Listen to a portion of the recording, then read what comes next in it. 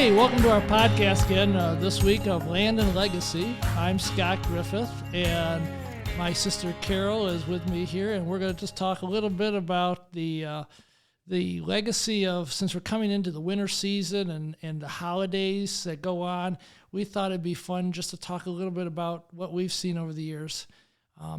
I guess with Christmas coming, I should introduce Carol's Christmas Carol, not just Carol, but anyway.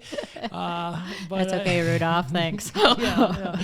Your nose isn't red yet. But I thought that it'd be fun just to talk a little bit about the memories that we had of what it was to grow up in Livingston County and just remember those times when there were snowfalls that we were small, but they would be like, the snow was piled over your head, and how Christmas used to be. Here it is. For us, it's shortly before Thanksgiving, and I can remember, I don't know how many Thanksgivings, it was a very popular thing to do, is you'd go out, and even though I didn't hunt, our father hunted, and the farmer across the way did, and there'd be snow on the ground, and you'd go out and track deer, and in every Thanksgiving, we were almost as successful as the Lions. Dad never got a deer, and the Lions never won. So it was perfect. It was just perfect. I think growing up on a farmhouse with 120 acres kind of lent itself to, even though nobody was a successful hunter, they had to act like they were, because when you have that kind of acreage, you just have to go out there and you just walk it. It's all about the walk and get cold. Yeah, and our mom, of course, always prepared the turkey and all the stuff. So I think she was as happy Dad was gone as Dad was to be gone, not to have to help with that. No, I think so. I think there's a reason people hunt, and it's probably not for hunting for animals. It's just to get out of the house. Yeah, no doubt. And so there's some fun memories. It's funny. One of my fondest memories, of course, is like being able to go back and actually cut the Christmas tree on our own property. Well, that I remember that was a great memory, but it was also a wild, wild time. To start off with, I guess we finally dawned on us why our parents had us plant every year 500 to 1,000 trees on 120 acres. I think you carried the bucket. Yeah. And I carried the shovel to put in a pine tree about the size of my little finger that we would always get from. I know, and our parents had a good reason. They told us to prevent erosion because their property was particularly rolling, and there were some amazing ravines. And they were going to grow up to be big trees. Yeah. And they are. And some are. Some are huge. And then if you remember, we'd go back there with some of it I remember seeing in these old black and white pictures of us with the dog jumping around underneath the tree, and we're trying to cut it, and the random tree that we picked to bring back to the house, Well, we always had to get like the Charlie Brown tree because we needed to have a tree that was choking out another tree, because you wouldn't want to destroy a good-looking tree. We didn't want to get the good tree, no. So anyway, and then trying to cut that down and drag it back and throw it on the back of a snowmobile. I think my father was using some words that didn't have holiday cheer tied to them. I don't think so. I can remember picking up some good vocabulary from him as we did that, and it was, and the holidays are such a happy time, such a jolly time. But we talk about the changing climates right now, but I can remember some amazing snowfalls in those periods of time, and it wasn't that many years that we were young, but I can remember a lot of snow at Christmas time, and it was a lot more snow. So I guess we may see that again this year. We'll see if that's true, where they say the Great Lakes aren't going to freeze because it's warming up. But those were amazing times with a lot of snow. But it wasn't just over the years, just the homebound holidays that we enjoyed. There's so many great holiday get-togethers and traditions in Livingston County, and I think of what goes on at the Mill Pond in Brighton, as a matter of fact, this weekend. And it's the tree lighting, and Mr. and Mrs. Claus come to the area. Yeah, each And it's community's just got such great traditions now that really bring out the spirit, and they don't compete with one another. So Yeah. in other words, you really could be busy every weekend until, till Christmas. I mean, Howell has their Fantasy of Lights coming up, which is such a great parade. The day after between the run Thanksgiving and the parade and the Clydesdale horses, and I mean the schools get involved and have marching bands and the floats that have the twinkly lights. And I remember how proud our parents were that the time that they picked our parents to be the grand marshal of the parade. That was so nice. That was so nice. And of course, then our parents invited us to ride. Ride. We're Ride gonna or ride. walk. And man, it was a cold day. And we bailed out as soon as we hit the office there and let them go on. You all go ahead. You're the significant people here. Yeah, we're not doing this a little too anymore. cold for this. Yeah. But it's nice to have front row seats right there at Crandall Realty in Howell, where we have an open house every Fantasy of Lights parade year. Yeah. And invite anybody that's listening to this, stop in. We've got some good food, hot chocolate, and bathrooms.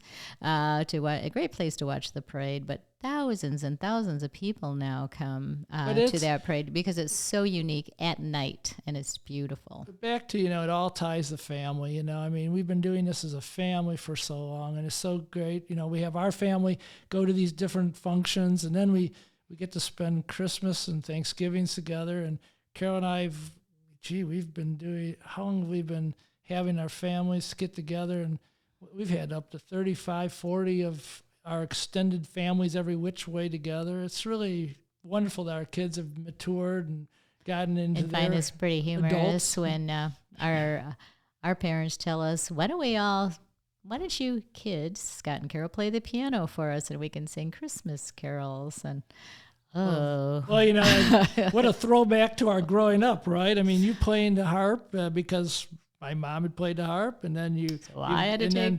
Then we both played piano, so we're sitting there, and they would always make us play Christmas concerts at the end of the Christmas period there. And there was quite a period there where Mom was inviting over all the Crandall relatives on Christmas night to celebrate. And then Christmas. we'd have the sing along, and I'm not really sure when we were younger we're that accomplished as musicians, but I can remember I played the piano and the harp and the saxophone, and you had to play the piano and get out the drums. And then after that, I think it just all fell apart. I think it fell apart. It was never good. It was never never good. It was a nice thought, And I guess, it's amazing, I suppose everybody can identify with this, is that, these traditions change, but you get ingrained, your family ingrains things. So, I know, Carol, I mean, we've started every Christmas now for the Severe Weather Network, the homeless, our family goes out and takes dinner to them because, people have things to do on Christmas night, but sadly or good, our kids have grown up now and they go do their thing. And so it's been really rewarding for Diane and her brother and his wife Ann to be able to go out, and we go out and just, be able to supply dinner on Christmas night is a wonderful thing to people to those don't have it. To those who don't have it and need a home, and we have fun doing it, and hopefully they like the food. So it's been nice. Just helping out Salvation Army by ringing the bell. And I think the thing that is so noticeable to me over the years is the generosity that comes out of Livingston County. You can stand at some of these door fronts and ring the bell, and somebody's going in that you think that probably doesn't have enough gas in their automobile to probably go to the store, and they'll be the most generous they're so generous, and the appreciation. It's really heartwarming because that's really what Livingston County is all about, the generosity. And think of the United Way. And when they have their matching Mondays, and the people that come out from Livingston County to donate to United Way, because all those funds stay in the county and are distributed to those that are in need or the nonprofits. And boy, if you want to feel good about a season, I think of the tradition that the Brighton Rotary has of supplying the Thanksgiving meal to those in need from the list supplied by the churches and the Salvation Army, and you spend days looking at the map to find the mapping it all out so most people can efficient deliver way to those. get to those houses to drop off a is- wonderful meal. And but you look back, it's special times. I mean, I can remember we talked a little bit about the Great Recession, but there was a period I can remember pulling up in front of a very nice house, thinking, "Why am I bringing a meal here?" And the people were so grateful that they were going to be able to have a Thanksgiving with their family, the last one in this house, because they were losing it due to foreclosure because of the illness that the gentleman had had. And your heart broke for them, and you felt so good that something like that could be done for somebody, I mean, I think our parents, we're blessed, Carol, because our parents gave us a heart for service and for giving, and I think we're very lucky to be in a county where we share that same feeling and capacity with so many others that we come across, Well, when you think of how many boards and how many nonprofits you have volunteered for, and I have volunteered for, and typically we haven't been on the same one, so we're kind of serial volunteers. It's kind of scary, but when you think about all of those, it has given us a different perspective. But the people you met at those that had that passion and that heart, that are county members that want to support the other folks in the county. Exactly. I just think that's unique to Livingston County. I cannot believe that there's other counties that feel that connected.